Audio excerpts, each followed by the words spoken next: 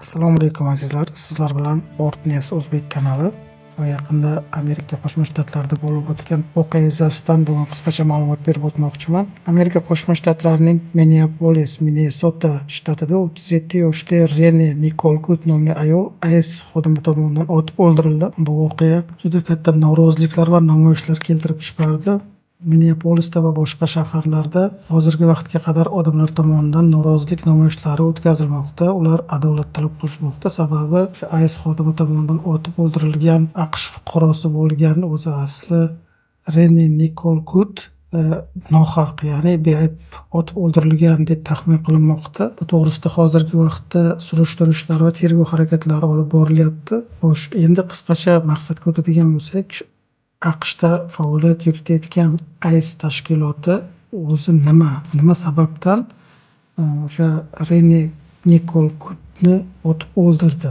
Ularga bu narsani bajarish uchun huquq berilganmi? Shu haqida qisqacha ma'lumot berib o'tmoqchiman. E'tiboringiz uchun rahmat. ICE bu AQShdagi muhim xavfsizlik tashkiloti hisoblanadi. To'liq nomi AQSh Immigratsion va bojxona nazorati xizmati. U 2003-yilda tashkil etilgan bo'lib, AQSh Ichki xavfsizlik departamenti tarkibiga kiradi.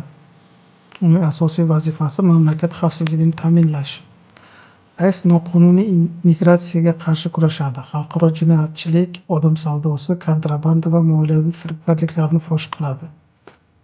Tashkilot ikki asosiy bo'limdan iborat. Birinchisi immigratsiya qonunlarini ijro etish, ikkinchisi bojxona va xalqaro jinoyatlarni tergov qilish. ICE agentlari faqat AQSh ichida emas, balki xalqaro darajada ham faoliyat olib boradi. Ular terrorizm, narkotrafik va kiber jinoyatlarga qarshi ishlaydi. Qisqacha aytganda, ICE AQSh xavfsizligini himoya qiluvchi asosiy kuchlardan biri hisoblanadi. ICE to'g'ridan-to'g'ri AQSh Ichki xavfsizlik vazirligiga bo'ysunadi. Tashkilot rahbari prezident tomonidan tayinlanadi va senat tomonidan tasdiqlanadi. Hozirgi kunda ICEga vaqtinchalik direktor rahbarlik qilmoqda va u tashkilotning barcha kundalik operatsiyalariga javobgardir.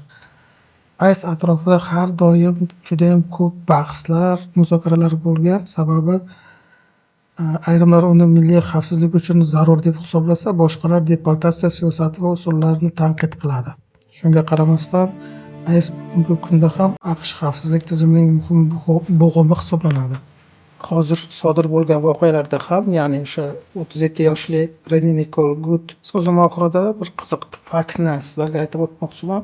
ICEning bugungi byudjeti AQSh Ichki xavfsizlik vazirligining xarajatlarining qariyb 1/3 tashkil qiladi va u faqat immigratsiya bilan emas, balki transmilliy jinoyatlar, odam savdosi, narkotrafik, kiber jinoyatlar va boshqa kontrabanda turlariga qarshi ham kurashadi. Bu demakdirki, ICE nafaqat insonlarni qayta jo'natish, ya'ni o'sha deportatsiya qilish bilan emas, balki milliy xavfsizlikni ta'minlash uchun keng ko'lamli tergov ishlarini olib boradi va uning vazifalarini ko'pchilik tomonlar bilan qonunbuzarlikka qarshi kurashga ham daxldordir. E'tiboringiz uchun rahmat. Kanalga obuna bo'ling va qo'llab-quvvatlang.